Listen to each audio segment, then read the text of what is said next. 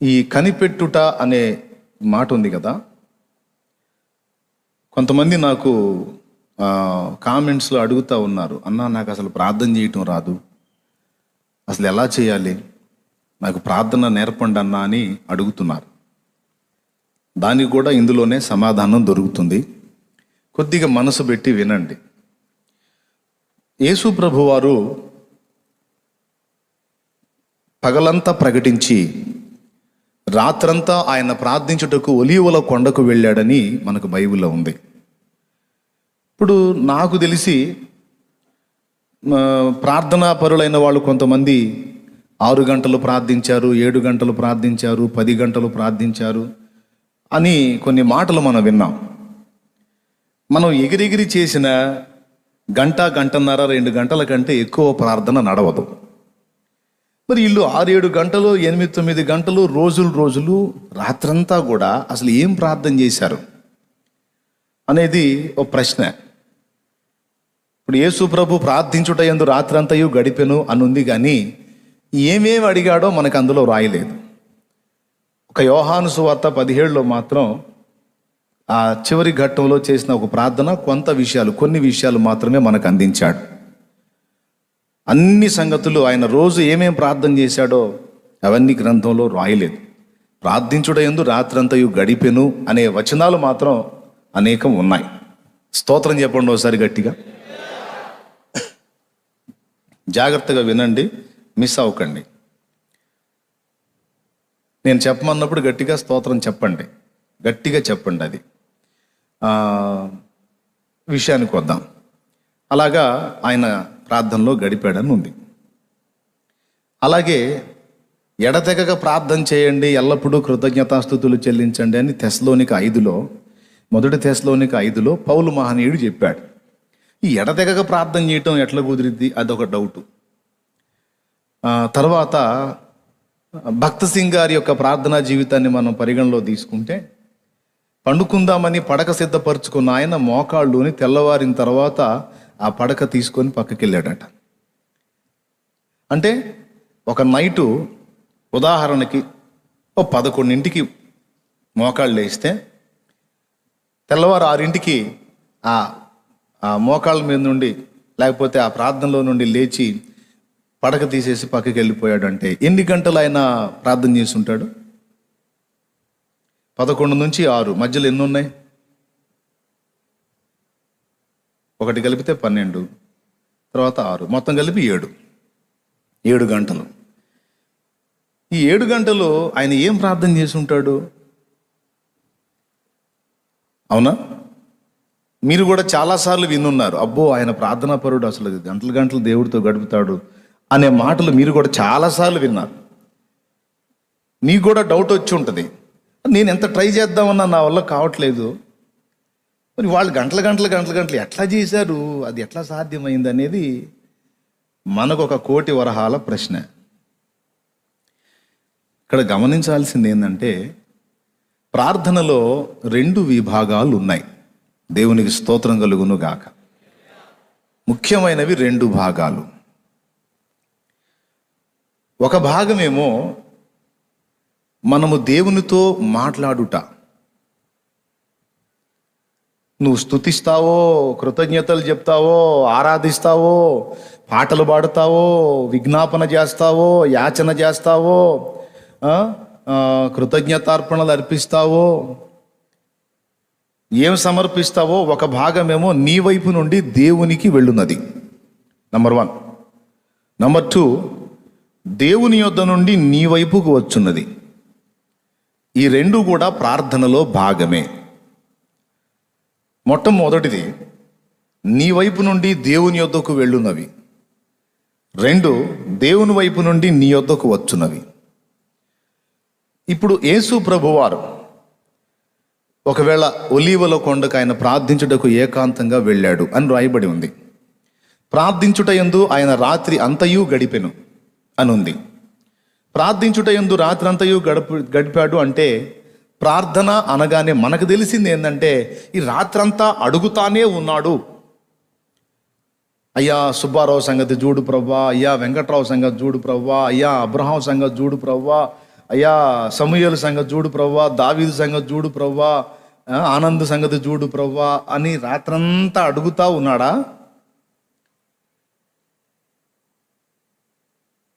మరి రాత్రంతా ఆయన అడిగే పనిలోనే ఉంటే, ఫలానా ఊరికి వెళ్తున్నావు, అక్కడ జక్కయ్య అనేవాడు ఒకడు ఉంటాడు, చెట్టు పైన ఉంటాడు, అతని పేరు జక్కయ్య, అతని దగ్గర ఈరోజు నువ్వు ఉండాలి, ఆ ఇంటికి నువ్వు వెళ్ళాలి అనే సమాచారం మరి రాత్రంతా అడుగుతానే ఉంటే ఈయనకి ఎప్పుడు వచ్చింది? లాజరు అనేవాడు నిద్రిస్తున్నాడు, అతను నిద్రించిన వెంటనే నువ్వు వెళ్ళకూడదు, కొద్ది రోజులు ఆగి నువ్వు వెళ్ళాలి అనే సమాచారం ఈయన రాత్రంతా ప్రార్థన చేస్తూ అడుగుతానే ఉంటే ఈయనకి ఎప్పుడు వచ్చి ఉంటుంది? గెరాసేనీయుల దేశంలో దురాత్మల చేత పీడించబడుతున్న వాడు ఒకడు ఉన్నాడు, అతడు సమాధులలో ఉన్నాడు.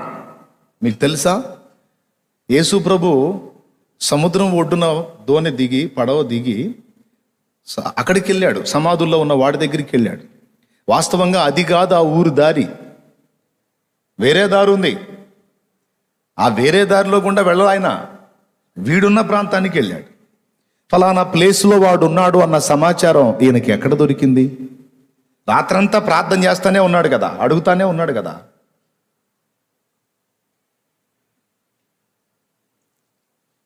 అవునా? సమరయ స్త్రీ బావి దగ్గరకు వచ్చేటువంటి ఘట్టంలో శిష్యులు మనం తినడానికి వెళదాం రమ్మంటే, తినుటకు నాకు వేరొక ఆహారం కలదు, మీరు పోండి, మీరు తినరా పోండి అని వాళ్ళని పంపించి ఆయన కూర్చున్నాడు కదా. ఫలానా టైంకి ఆమె వస్తుందన్న సంగతి ఆయనకి ఎలా అందింది? ఒక్కసారి ఆలోచన చేయండి. రాత్రంతా ప్రార్థించుట యందు గడిపెను అన్నాడు. రాత్రంతా ప్రార్థన చేయుట యందు గడిపెను అన్న మాటలో ప్రార్థన, విజ్ఞాపన, యాచన, కృతజ్ఞతాస్తుతులు నువ్వు ఏ విధమైందైనా చెయ్యి. ఒకటి నీ వైపు నుంచి వెళ్ళున్నది, రెండు దేవుని వైపు నుండి మన యొద్దకు వచ్చున్నది. ఇవి రెండు కలిపి కూడా ప్రార్థన అనే టైటిలే ఇచ్చాడు. ఒక దశలోనేమో ప్రభు కొన్ని విజ్ఞాపనలు తండ్రికి చేశాడు. తర్వాత తండ్రి మాట్లాడుతుంటే ఆయన మాటల కొరకు కనిపెట్టుకున్నాడు. ఆయన మాట్లాడుతున్న విషయాలన్నిటిని కూడా స్వీకరించాడు. విచిత్రం చెప్పున, తెల్లవారి ఏమి జరగబోతుందో, మళ్ళా రాత్రి అయ్యేంత వరకు ఆ డే మొత్తం కూడా ఏం జరగబోతుందో మొత్తం ముందే తండ్రి దగ్గర నుండి తెలుసుకున్నాడు. దేవునికి మహిమ కలుగును గాక. హల్లెలూయా. ఏదైతే నమూనా ఇవ్వబడిందో ఏ రోజుకు ఆ రోజు డే ప్లానింగ్ అంతా కూడా మనోళ్ళు రాసుకుంటారు కదా, డేట్స్. ఈరోజు నేను ఫలానూరు డేట్ ఇచ్చాను, ఫలానూరు డేట్ ఇచ్చాను, ఫలానూరులో వాక్యం చెప్పాలి, ఫలానా ఊరని. మనం ఏం చేస్తామంటే డైరీ డే అయిపోయిన తర్వాత పొద్దున స్టార్టింగ్ నుంచి అన్ని చక్కబెట్టి అక్కడిక్కడ తిరిగి ఆ పనులు ఈ పనులు చేసి అంతా అయిపోయి ఇంటికి వచ్చినాక డైరీ రాస్తాం. ఈరోజు నేను విజయ్ అన్నోళ్ళ ఇంటికి వెళ్ళాను, లేకపోతే ఫలానా ఆయన ఇంటికి వెళ్ళాను, ఇక్కడ ఇది చేశాను, ఇక్కడ ఇది చేశాను, ఈరోజు ఇలాంటి అనుభవం ఎదురైంది, ఈరోజు ఇలాగ అనిపించింది, ఈరోజు నా మనసు కొంచెం బాధ వేసింది అని ఏమేం చేసావో సాయంత్రానికి డైరీ రాసుకుంటాం. ఒక డే మొత్తం అయిపోయినాక పండుకోబోయేటప్పుడు. మీలో ఎవరికన్నా ఉందా డైరీ రాసే అలవాటు? అరుదుగా ఉంటుంది, ఎక్కువ మందికి ఉండదు. ఎందుకంటే అంత చాకిరి ఎవరు చేస్తారు కాబట్టి. సో కొంతమంది ఉన్నారు డైరీ రాసేవాళ్ళు, కొంతమంది ఉన్నారు ఈ రోజంతా తాను ఏం చేశాడో రాస్తారనమాట. అయితే యేసయ్యకి డే అయిపోయినాక డైరీ రాయటం కాదు, డే స్టార్ట్ కాకముందే డైరీ పేపర్ ఆయన దగ్గరకు వచ్చేస్తుంది. ఆ డే ప్రోగ్రామింగ్ మొత్తం కూడా ఏమేం చేయాలి, ఎటు వెళ్ళాలి, ఎక్కడ ఎవరు తారసపడతారు, ఎక్కడ ఏం మాట్లాడాలి, ఎక్కడ ఎంతసేపు గడపాలి, మొత్తం వచ్చేస్తుంది పేపర్ ఆయనకి. దాని ప్రకారం విత్ టైమింగ్తో సహా వెళ్ళేవాడు. జక్కయ్య త్వరగా దిగు, నేడు నేను నీ ఇంట నుండవలసి ఉన్నది. ఈరోజు నాకు తండ్రి యొద్ద నుండి ఆజ్ఞ అయినది జక్కయ్య, ఈరోజు నేను నీ ఇంట్లో ఉండాలంటదా, త్వరగా దిగు, టైం లేదు. చూసారా? నీళ్ళని ద్రాక్షరసంగా మార్చాలి, ఆ డే ప్రోగ్రామ్, అది ప్రోగ్రాంలో ఉంది. అయితే ఏ టైంలో మార్చాలో టైమింగ్ కూడా ఇవ్వబడింది. టైంకి ముందే మరియమ్మ వచ్చింది. ద్రాక్షరసం అయిపోయిందంట, నీవేమైనా చెయ్యగలవా అని. అంటే ఆయన అన్నాడు, ఆ మాట మీరు గుర్తిస్తే చాలు, అమ్మా నాతో నీకేమి, నా సమయం ఇంకనూ రాలేదు అన్నాడు. అంటే ఆ సమయం ఆయనకి ఎలా తెలుసు? ఏ టైంలో, ఎన్ని గంటలకి, ఎన్ని నిమిషాలకి, ఎన్ని సెకండ్స్కి నీళ్ళని ద్రాక్షరసంగా మార్చాలో ఆయనకి తెలుసు. లాజరు రోగి అయి ఉన్నప్పుడే కబురు వచ్చింది. కానీ ఏ డే వెళ్ళాలి, ఏ టైంకి వెళ్ళాలి, ఏ టైంలో రాయి తీయించాలి, ఏ టైంలో బయటికి పిలవాలి, మొత్తం కూడా ప్రోగ్రాం అంతా యేసయ్యకు అందింది. ఎలా అందింది అంటే, ఆయన ఏకాంతానికి వెళ్ళి ప్రార్థన చేసేటప్పుడు ఆ దినమంతా తండ్రి చేసిన కార్యాలన్నిటికీ దేవునికి కృతజ్ఞతలు చెల్లించి, తండ్రి నా మనవులు వినుచు ఇట్టి కార్యములు జరిగిస్తూ ఉన్నందుకై నీకు కృతజ్ఞతాస్తుతులు, నిన్ను స్తుతించుచున్నాను అంటాడుగా. యేసయ్యకి అలవాటు ఉందిగా, లాజరు దగ్గర అనలేదా, తండ్రి నీవు నా మనవులు ఎల్లప్పుడూ వినుచున్నావని నిన్ను స్తుతించుచున్నాను. యేసయ్య కూడా తాను దేవుడై ఉన్నప్పటికీ, దేవునిలో ఒక భాగమై ఉన్నప్పటికీ, ఆ దేవత్వపు మహిమంతా అక్కడే వదిలిపెట్టి ఒక నరమాత్రుడుగా భూమి మీదికి సామాన్యుడిగా వచ్చాడు గనుక ఒక మనుషుడు చేసిన అన్ని క్రియలు ఆయన చేయవలసి ఉన్నది. అందుకే బాప్తిస్మం కూడా ఆయన పొందాల్సి వచ్చింది. ఏ పాపము లేదు ఆయన దగ్గర, అయినప్పటికీ మనకు మాదిరి ఇచ్చుటకు ఒక మనుషుల్లాగా అన్ని విషయాల్లో ప్రవర్తించాడు. దేవునికి మహిమ కలుగునుగాక. అందులో భాగంగానే ప్రార్థన, కృతజ్ఞతాస్తుతులు, తండ్రిని మహిమపరిచాడు. ఆ డే మొత్తం కూడా దేవుడు చేసిన కార్యాలన్నిటికీ కృతజ్ఞతాస్తుతులు చెల్లించి, ఇంకా జరగవలసినటువంటి కర్తవ్యం నాకు బోధించు తండ్రి అని విజ్ఞాపన చేశాడు, ప్రార్థన చేశాడు. చేసి ఇంకేం చేశాడు? కనిపెట్టాడు. మౌనంగా కనిపెట్టాడు. నిర్మానుష్యం, నిశ్శబ్దం, ఏ సప్పుడు లేదు, పక్షులు సైతం నిద్రపోయే వేళ అలాగా ఆ కొండ మీద మౌనంగా కనిపెట్టాడు. అలా కనిపెట్టి దేవుని స్వరం విన్నాడు, తండ్రి స్వరం. మరుసటి రోజు ప్రోగ్రాం అంతా కూడా ఆయన చెప్పాడు. అది తీసుకొని మళ్ళా నెక్స్ట్ డే ప్రారంభించేవాడు. ఖచ్చితంగా ఇది జరిగి ఉండకపోతే, రాత్రంతా ఆయన విజ్ఞాపన చేస్తానే ఉంటే ఇక తండ్రి స్వరం ఎప్పుడు విన్నాడు? ఈ ప్రోగ్రాం డిజైనింగ్ ఎప్పుడు జరిగింది? ప్రార్థనలో ఈ విశిష్టమైన సంగతిని చాలామంది విస్మరించారు. ప్రార్థన అనగానే వెళ్ళి మోకాళ్ళుని దేవునికి మనకు కావలసినటువంటి విషయాలు కాసేపు స్తుతించడం, కాసేపు మనకు కావాల్సినవన్నీ దేవునికి ఏకరువు పెట్టడం, అయిపోయిన తర్వాత మనకు కావలసిన అడగటం, అయిపోయిన తర్వాత యేసు నామములో అడుగుచున్నాను తండ్రి ఆమేనంటాం, ఈ కళ్ళు తెరవటం, పరిగెత్తటం, దేవునికి స్తోత్రం.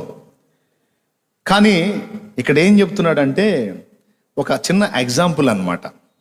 ఈ అబ్బాయి నా దగ్గరకు వచ్చాడు, అన్నా నాకు ఒక 1000 రూపాయలు కావాలి అని నాకు విజ్ఞాపన చేశాడు, నన్ను అడిగాడు. అడిగినప్పుడు నేను ఇస్తానని కానీ, ఇయ్యనని కానీ, లేకపోతే కొంచెం సమయం ఇవ్వని కానీ ఏదో ఒక సమాధానం చెప్పక మునుపు ఇతడు వెళ్ళదగునా? అయ్యా వెళ్ళొచ్చా? కానీ చాలామంది పరిస్థితి ఎలా ఉంటుందంటే ఇలానే ఉంటుంది. దేవుని దగ్గరికి వెళ్ళి దేవుణ్ణి అడిగి దేవునికి విజ్ఞాపన చేసి ఆ విషయాల్లో దేవుడు తాను ఏమనుకుంటున్నాడో చెప్పక మునిపే అక్కడి నుంచి ఎస్కేప్ అయిపోయిన పరిస్థితి అన్నమాట. మీకు ఒక మాట చెప్తాను, ఆ మాట ఎక్కడుందో మీరు ఇప్పుడు రిఫరెన్స్ తీయాలి. చాలా సింపుల్, పెద్ద రిస్క్ ఏం కాదు, మీకు అందరికీ తెలిసిందే. పొంతి పిలాతు యేసు ప్రభుని సత్యం అనగానేమి అని అడుగుతాడు. సత్యం అనగానేమి అని అడుగుతాడు. ఆ రిఫరెన్స్ ఎక్కడుందో మీరు తీయాలి. నేను 3 అంకెలు లెక్క పెడతాను. యోహాను సువార్త 18వ అధ్యాయం 38వ వచనం.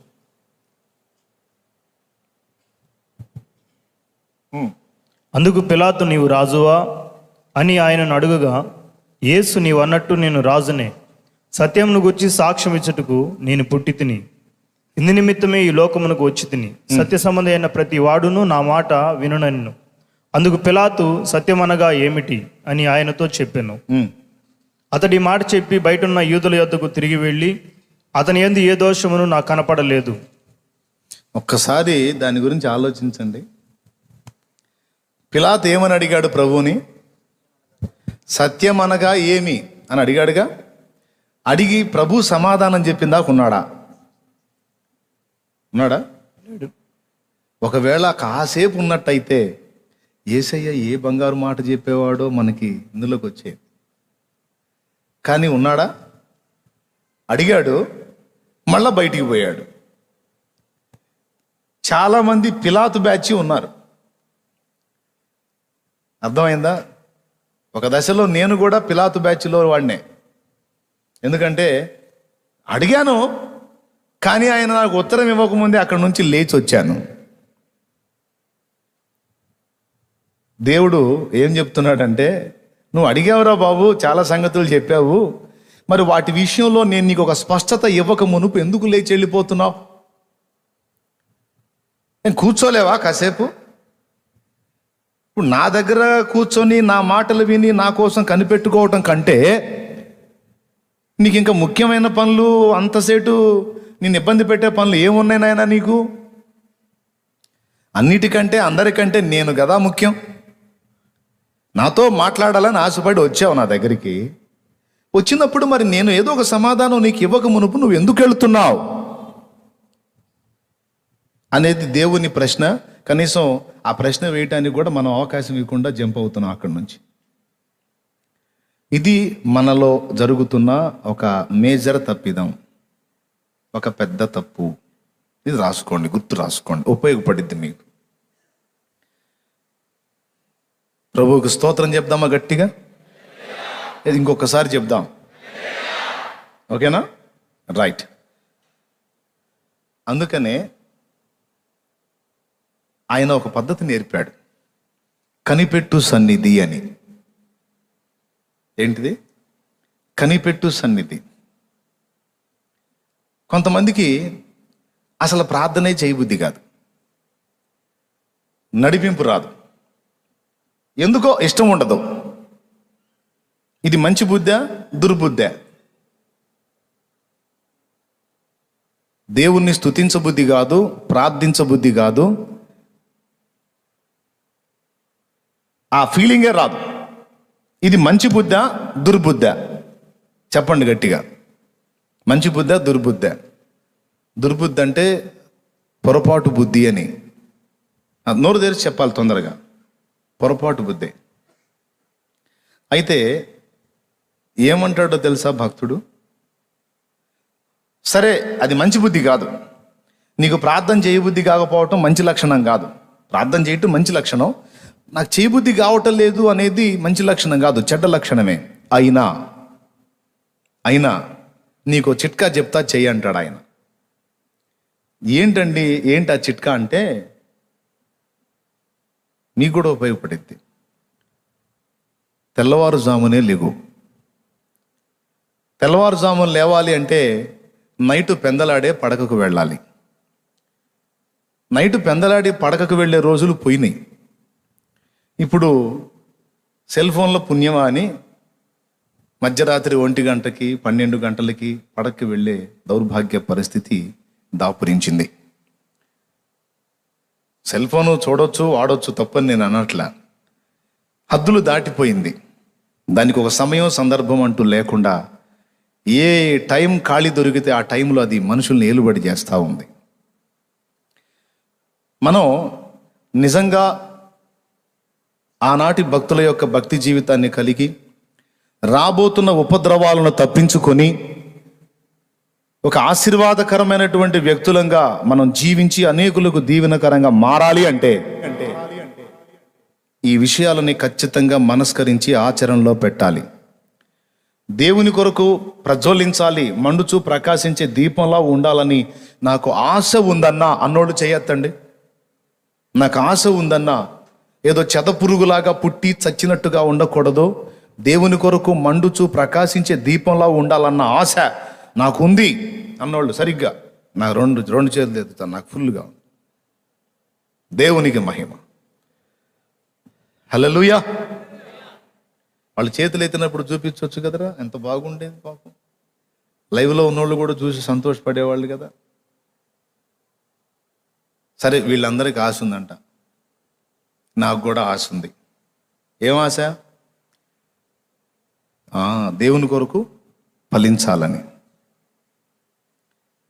ఆశ తీరాలంటే కొన్ని నియమాలు మనం తప్పనిసరిగా పాటించాల్సిందే. ఈ ఆచారాలు అనుకోవద్దు. వెంటనే కొంతమంది ఇది ఒక ఆచారమా అంటారు. ఆ ఆచారం లేదు, ఈ ఆచారం లేదు, ఏ ఆచారం లేదు, అది ఈయన ఒక దురాచారాల్లోకి వెళ్ళిపోయే పరిస్థితి అన్నమాట. ఏ ఆచారం లేదనేది ఒక దురాచారం అన్నట్టు. కొన్ని నియమ నిబంధనలు, కొన్ని హద్దులు ఖచ్చితంగా దేవభక్తి సాధకుడు మెయింటైన్ చేయాలి. నేను ఎరిగాను ఆ విషయాన్ని. తెల్లవారుజామున పెందలక్కడనే లేవాలి అంటే నైటు పెందలాడే పడకకు వెళ్ళేటువంటి అలవాటు ఉండాలి. కొంతమంది పని మనుషులు ఉన్నారు, కష్టజీవులు. ఎంత పని మనుషులైనా 10 దాకా ఎవరికి పని చేయించరు. ఒకవేళ 10కి కనీసం 10:30, 11కి నువ్వు పడకకు వెళ్ళే పరిస్థితి, నా పని అలాంటిదన్నా అంటావా? సరే, 11 కాడ నుంచి 12, 1, 2, 3 ఎన్ని గంటలు వచ్చింది? 11 నుంచి 12, 1, 2, 3, 4 ఎన్ని గంటలు? 5 గంటలు వచ్చింది. 5 గంటలు నిద్రపో.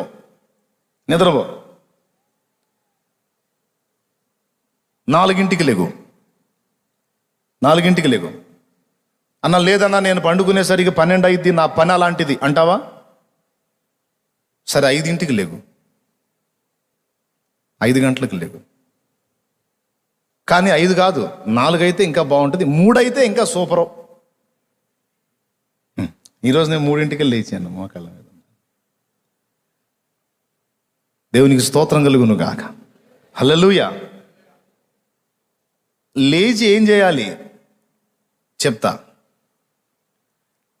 వెళ్ళి కాళ్ళు చేతులు మొహం కడుక్కొని కొంచెం దేహాన్ని, అంటే స్నానం చేయాలంటే మన వాళ్ళకి ఒళ్ళం కదా. ఈ కాళ్ళు చేతులు అయితే కొంచెం ఫ్రెష్ అప్ అవటమే ఓకే, సహకరిస్తా. స్నానం చేయాలి అంటే అబ్బో మా నల్ల కాదులే, ఇది అయ్యే పని కాదు, అన్న చెప్పింది ఏదో బాగానే ఉంది కానీ మనం చేయలేం అనిపిస్తాడు. నీ స్నానానికి ఓ దండం, వద్దులే చేయొద్దు. శుద్ధి చేసుకో, కాళ్ళు చేతులు ముఖం ఎక్సెట్రా, ఫ్రెష్ అవు. అవకాశం ఉంటే వస్త్రాలు మార్చుకో, ఫ్రెష్ వస్త్రాలు వేసుకొని నువ్వు ఇంట్లో ఒక మూల మోకరిస్తావో, లేకపోతే నీకు ప్రత్యేకమైన గది ఉందో, ఎక్కడో చోట నువ్వు రెగ్యులర్గా మోకాళ్ళుని ప్రార్థన చేసుకుని ఒక ప్లేస్ని, ఉన్నదే ఒకటే గది అయితే ఒక మూలకి, ఉన్నది ఒకటే గది నీ ఇంట్లో ఒక మూలకి ఓ చిన్న తివాచి లాంటిది ఏదో ఒకటి, ఇది ప్రార్థన చేసుకునే స్థలం అనుకునే దాన్ని అక్కడ నీ బైబిల్ గ్రంథం పెట్టుకో. ఏదన్నా ఒక చిన్న పరదా లాంటిది లేదా చిన్న క్లాత్ లాంటిది పరిచి ఉంచు అక్కడ. చక్కగా ఈ ఫ్రెష్ అయ్యి అక్కడ మోకాళ్ళుని, నీకు ప్రార్థన చేయబుద్ధి కాదు, ప్రార్థన అంటే ఇరిటేషన్ నీకు. అందుకే సలహా చెప్తున్నాడు, నువ్వేం చేయొద్దు, వెళ్ళి అక్కడ మోకాళ్ళుని మౌనంగా కనిపెట్టంట. మంచి కానీ చెడ్డ కానీ ఏం ఆలోచన చేయొద్దు. మంచి ఆలోచన చేయొద్దు, చెడ్డ ఆలోచన చేయొద్దు. నువ్వు వెళ్ళి అక్కడ మోకాళ్ళ మీద ఉండంతే. మోకాళ్ళ మీద ఉండు. నీ ఎదురు ప్రభువు ఉన్నాడు, ఆయన ముందు నువ్వు ఉన్నావు. నీకు ఇదే పిక్చర్. దీనికి ఒక ఎగ్జాంపుల్ చెప్తాడు. ఫోటో తీసేవాడు మన ఎదురు ఉన్నప్పుడు, మనం ఫోటోకి పోజ్ ఇచ్చినప్పుడు ఎట్లుంటాం? ఇప్పుడు ఫోటోకి మనం పోజ్ ఇవ్వటానికి నిలబడ్డామండి, కూరగాయల వ్యవహారం ఆలోచిస్తామా? ఆలోచించాం. అప్పుల గురించి ఆలోచిస్తామా? ఆలోచించాం. ఇంక దేని గురించి ఆలోచించాం.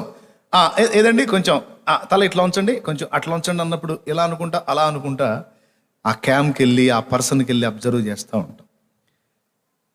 ఇక ఏ విషయాన్ని గురించి ఆలోచించాం. అతను క్లిక్ అనిపించిన దాకా బిగబట్టుకుని ఒకే పోజులో దేవునికి స్తోత్రం కలుగును గాక. హల్లెలూయా.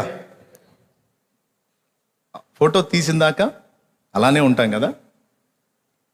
అలాగే దేవుని సన్నిధికి వెళ్ళి నువ్వు ప్రార్థించేటువంటి ప్లేస్ నీ గదిలో ఒక మూల అయితే ఆ మూల 3ంటికి 4ంటికి ఎందుకు లెగవమని చెప్పానంటే ఆ టైంలో అయితే నీ చిన్నపిల్లలు సైతం నిద్రపోతుంటారు. ఇక చిన్నపిల్లల్లో ఇంకో పెద్ద పిల్లోడు ఉంటాడు స్త్రీలకి, ఆ పెద్దవాడు కూడా నిద్రపోతుంటాడు. ప్రశాంతంగా అలాగే వెళ్ళి నువ్వు మోకాళ్ళ మీద ఉండవచ్చు. ఆయన అంటాడు, మంచి సలహా పెద్ద ఆయన. నేనేదో పండితుండే అని నా పాండిత్యం చెప్పట్లా, నేను ఆచరణలో పెట్టాను. ఇది ఆల్రెడీ దేవుని కృపను బట్టి. పెద్ద ఆయన ఈ విషయాన్ని రాయక మునుపే, ఏది ఆయన రాసిన బుక్ నా చేతికి రాక మునుపే నాకు ఆల్రెడీ దేవుడు ఈ పద్ధతిని నేర్పించాడు. అది నాకు దేవుడిచ్చిన కృప. దేవునికి స్తోత్రం కలుగును గాక. హల్లెలూయా. నేను ఆల్రెడీ ఈ పద్ధతిని అనుసరించి నేను దేవుని కలుసుకుంటానే ఉన్నాను, నాకుంది. అయితే మీకు నేర్పడానికి ఆయన వ్రాసిన సంగతి చాలా సౌకర్యంగా ఉంది, అందుకని నేను చెప్తున్నాను. ఆయన ఏమంటాడంటే, నువ్వు ఏం లేదు, నువ్వు ప్రార్థన చేయొద్దు, నువ్వు స్తుతి కూడా చెప్పొద్దు, అసలు కనీసం కీర్తన కూడా పాడొద్దు. ప్రభువా ఇదిగో నీ సన్నిధికి నేను వచ్చానని మోకాళ్ళ మీద ఉండు, అంతే. నువ్వు ఎంతసేపు ఉండగలవో అంతసేపు ఉండు. ప్రార్థన చేయబుద్ధి కాదు అన్నావు కదా, తప్పకుండా నీకు ప్రార్థన మీద ఇష్టం పుట్టిద్ది అన్నాడు. దేవునికి స్తోత్రం కలుగును గాక. హల్లెలూయా. 2, పాపాలు ఒప్పుకునే మనసు నీ దగ్గర లేదు. తప్పులు చేస్తావు, ఆ తప్పులు మనుషుల ముందు ఒప్పుకోవు, దేవుని ముందు కూడా ఒప్పుకోవు. ఆఖరికి దేవుని ముందు వచ్చి కూడా, దేవా నేను అన్యాయంగా చేయలేదయ్యా, నన్ను ఇబ్బంది పెట్టాడు, లేకపోతే ఇలా అన్నారు, అందుకని ప్రభువా అని దేవుణ్ణి కూడా కన్విన్స్ చేసేటువంటి తెలివితేటలు ఉపయోగించబోతాం. ఒక్కోసారి మనుషులనైతే కన్విన్స్ చేస్తాం ఏదో చెప్పి, దేవుణ్ణి అలాగా చేయలేం కదా. కానీ కొంతమంది మనసు ఎంత కఠినంగా ఉంటుందంటే దేవుని ముందు కూడా ఒప్పుకోరు. కొంతమందికి ఇదొక దుర్బుద్ధి, దేవుని ముందు తప్పిదాలు ఒప్పుకోరు. నీకు ఆ మనసు ఉందా? అట్లయితే నీకు నా సలహా అంటాడు. ఏమిటయ్యా అంటే, ఏం లేదు, నేను చెప్పినట్లు పొద్దున్నే ఆ తెల్లవారుజామునే నువ్వు వెళ్ళి మోకాళ్ళేసి నేను చెప్పిన విధంగా నువ్వు కనిపెట్టు. ఆ దుర్బుద్ధి కూడా నీలో తొలగిపోయి నువ్వు ప్రతి లోపము దేవుని ముందు మనుషుల ఎదుట కూడా అవసరమైతే ఒప్పుకోదగిన వాటన్నిటిని కూడా తగ్గించుకొని ఒప్పుకునే వినయం, దిద్దుబాటును ఒప్పుకునే మనసు నీకు వస్తుంది అంటాడు. ఇది ఒక ఫార్ములా, ఒక సూత్రం అన్నమాట. ఎలా వస్తుంది అంటే, నువ్వేం చేస్తున్నావు అంటే, ఈ లోపాన్ని ఓ పక్కన పెట్టుకున్నావు, పెట్టుకొని అట్లనే ఆగిపోలా. నువ్వు ఈ లోపాన్ని ఓ పక్కన కలిగి ఉండి నువ్వు వెళ్ళి ఏం చేస్తున్నావు అంటే, దేవుని ముందు నీ బలహీనతని ప్రదర్శిస్తున్నావు. ఏమనంటే, అయ్యా నా దగ్గర ఈ లోపం ఉంది, అయినప్పటికీ కూడా దీని నుంచి విడుదల కొరకు నేను నిన్నే ఆశ్రయించాను, నీవు నాకు విడుదల ఇచ్చినట్లు ఇదిగో నీ కొరకు కనిపెట్టుకున్నాను అని ఆయన కృప కొరకు, ఆయన ఇచ్చేటువంటి మనోబలం కొరకు, ఆత్మ బలం కొరకు నువ్వు జస్ట్ కనిపెట్టు అంతే అన్నాడు. నువ్వు ఇంకేం జుట్టు పీకోవాల్సిన అవసరం లేదు, జస్ట్ కనిపెట్టు అంతే. నీకు దాని మీద విజయం వచ్చేస్తుంది. కొంతమందికి అసూయ. ఏం అసూయ అంటే, పరిశుద్ధుల అసూయలు ఎట్టుంటాయి తెలుసా? అవి కూడా చాలా పరిశుద్ధంగానే ఉంటాయి. పరిశుద్ధుల అసూయలు పరిశుద్ధంగానే ఉంటాయి. అసూయ మళ్ళా అది ఏంటంటే, నేను ఎన్నిసార్లు ప్రార్థన చేసినా నాకు జవాబు రావట్లా, వాడు ప్రార్థన చేస్తే వెంటనే వింటున్నాడు, ఇది ఏందో అర్థం కావట్లా. నా ప్రార్థనకి జవాబు రావట్లా, వాడి ప్రార్థనకి జవాబు వస్తుంది. ఎందుకు? వాడు అడిగినవన్నీ వాడికి వస్తున్నాయి. అనిపించలేదా ఎప్పుడు? వాళ్ళు చెబుతూ ఉంటారు, కొంతమంది ఎగిరి చెబుతుంటారు, అసలు నేను అట్లా అడిగానన్నా ఇట్లా వచ్చిందన్నా. ఏదే కాదన్నా, ఏదైనా సరే నేను అడిగాను అంటే అసలు ఆన్ ది స్పాట్ వచ్చేయాల్సిందే అన్నప్పుడు, ఎన్నో రోజుల నుంచి అడిగినా జవాబు రానోడు అది విన్నాడు అనుకో, పండుగ చేసుకో, చేద్దాం, అట్లా అయిపోయింది. వింటున్నాడు, నువ్వు ఏది అడిగినా వింటున్నాడు. మరి ఏందో నా మీద పగబెట్టినట్టున్నాడు. దేవుడు కూడా ఏందో దీవించేవాడినే దీవిస్తాడు, ఇచ్చేవాడికే ఇస్తాడు. మరి ఏందో ఇది చాలా పరిశుద్ధమైన అసూయ అన్నమాట. దేవునికి స్తోత్రం కలుగునుగా. పరిశుద్ధమైన అసూయ ఏందన్నాడు చూస్తున్నాడు విజయ్. ఇంక వేరే అసూయలు ఏముంటాయి మనకి? పరిశుద్ధులకి ప్రార్థనకి జవాబు వచ్చినోడిని చూస్తే రానోడికి మండిద్ది. ఇద్దరి మీద మండిద్ది, వచ్చినందుకు వీడి మీద, ఇచ్చినందుకు ఆయన మీద. ఇప్పుడు ఈయనోడి నాకు ఈనప్పుడు వాడికి కూడా ఇవ్వకు, నాకేం ఇవ్వవు వాడికేమో అన్నీ ఇస్తావు, ఏంది నాయన నువ్వు అని. ఈ బుద్ధి మన దగ్గర ఉంది. సరే ఉందా? ఓ పక్కన ఉన్నాయి. దాన్ని వెళ్ళి మోకాళ్ళి కనిపెట్టు. అయ్యా నా దగ్గర ఈ లక్షణం ఉంది, తీసే. ఇది కూడా అడగొద్దు నువ్వు, అసలు ఏం అడగొద్దు. జస్ట్ నువ్వు మోకాళ్ళేసి కనిపెట్టు. నీకు తెలియకుండా నిన్ను వదిలిపోవటం నువ్వు గుర్తిస్తావు. దేవునికి స్తోత్రం కలుగునుగా. పెద్దోళ్ళ మాట పెరుగన్నం చెద్దన్నం మూట అన్నారు. వాళ్ళు ఏదైనా సాధన చేసి అనుభవించి చెప్తారు. వింటున్నారా? ఏం చేసి? సాధన చేసి అనుభవించి చెబుతారు. ఇప్పుడు నువ్వు ఆయన చెప్పాడు అనుకో, నువ్వు మాకెందుకు చెప్తున్నావు? అదంతా సీరియస్ మ్యాటర్ లాగా ఏముంది? అసలు కనీసం ప్రార్థన కూడా చేయకుండా ఒట్టిగా మోకాళ్ళుని కనిపెడితే ఎలా విడుదల వచ్చిద్ది అంటే దానికి కూడా చెప్తా, కొంచెం ఓపిక పట్టండి. కొన్ని బలహీనతలు ఉన్నాయి, అన్నీ మానుకున్నావు, ఆ ఒక్కటి మాత్రం నీ దగ్గర ఉంది. ఏదో నీకు తగ్గది నువ్వు కలిగి ఉంది. ఏదో ఒకటి నీ దగ్గర, ఒక పాపమో, ఒక పొరపాటో, ఒక తప్పిదమో, ఒక బలహీనతో నీ దగ్గర ఉంది. అన్నీ బాగున్నాయి, అన్నీ వదిలేసినాయి, కానీ ఆ ఒక్కటి మాత్రం వదలటల్లా. పోనీ అది వదిలిపోద్దామన్నా నువ్వు వదలటల్లా. అర్థమైందా? ఆ ఒక్కటి ఉందా మీలో? ఏదన్నా ఒకటి ఉందా? ఎంతమంది ఒప్పుకుంటారు? అన్నీ పోయినాయి కానీ ఒకటి మాత్రం వదలట్లేదన్నాను. ఏదో ఒకటి.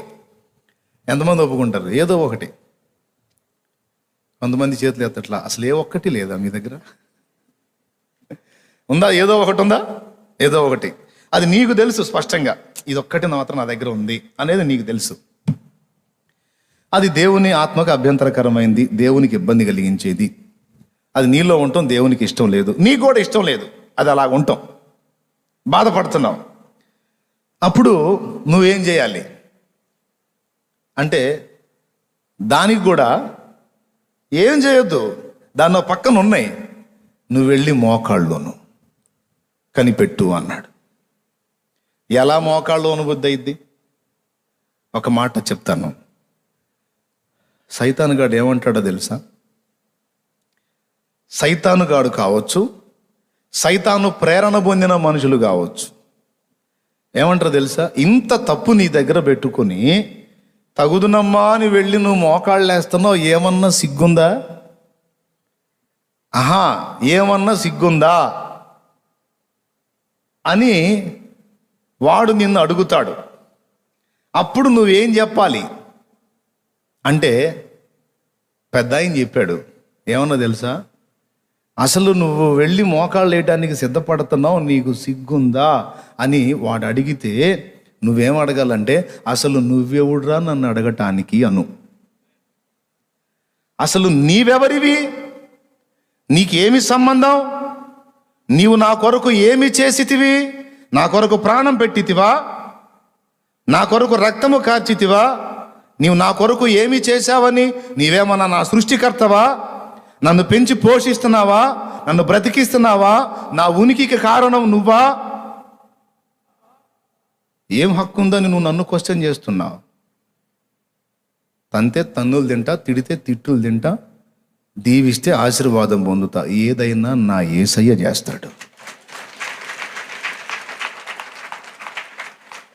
నువ్వెవరివి? యేసు నామములో ఆజ్ఞాపిస్తున్నా, పో అంతే.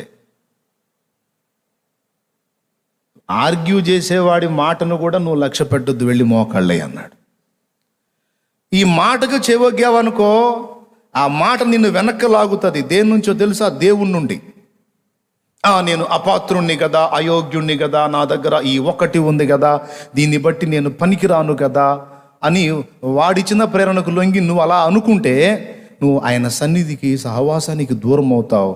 వెలుగు దూరం అయ్యే కొద్దీ చెప్పేదేముంది, చీకటే నీకు ఇంకా దగ్గర అవుతా ఉంటుంది. దేవునికి స్తోత్రం చెప్తారా గట్టిగా?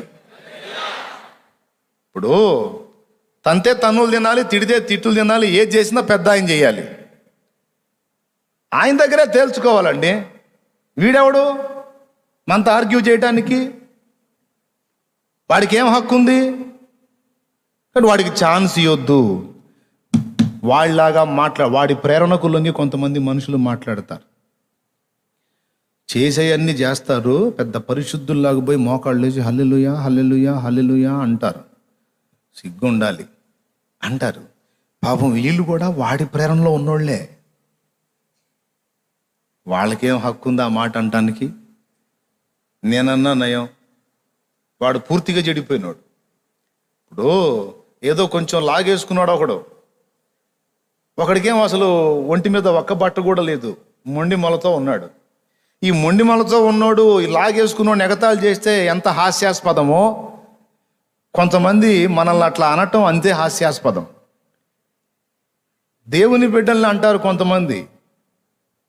అరే దేవుని బిడ్డ లాగేసుకున్నాడు పోయి, అసలు నువ్వు మరి నిష్ట దిగంబరత్వంతో తెచ్చావు. నువ్వు అనేదానికి ఎక్కడుంది అసలు? వాడు కొన్ని విషయాల్లో కంట్రోల్ అయ్యాడు, నువ్వు మొత్తం కొనసాగిస్తానే మళ్ళీ వాడికి కౌంటర్ వేస్తావు. నువ్వు అసలు ఇట్లా చేయొచ్చా, అట్లా చేయవచ్చు. వీడేదో పెద్ద మనిషిలా. స్తోత్రం చెప్పండి, హల్లెలూయా. అవునా కదా? కాబట్టి ఛాన్స్ ఇవ్వద్దు. ఆ ఒక్కటేదో ఉంది నీ దగ్గర, అది నీకే తెలుసు. అన్ని జయించావు, ఒక బలహీనత ఉంది. దాని గురించి కూడా నువ్వు ఏమీ చేయదు, మోకాళ్ళు అయిపోయి కనిపెట్టు.